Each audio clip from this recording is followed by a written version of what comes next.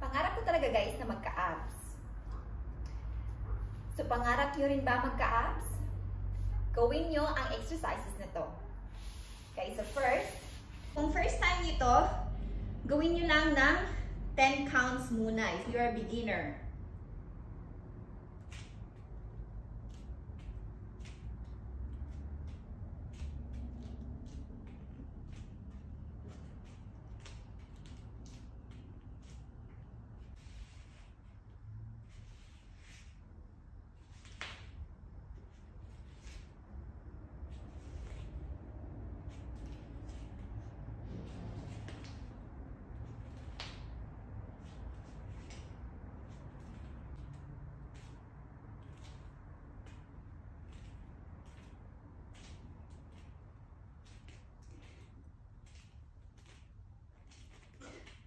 At ang pang-apat, so kailangan flat talaga siya dito.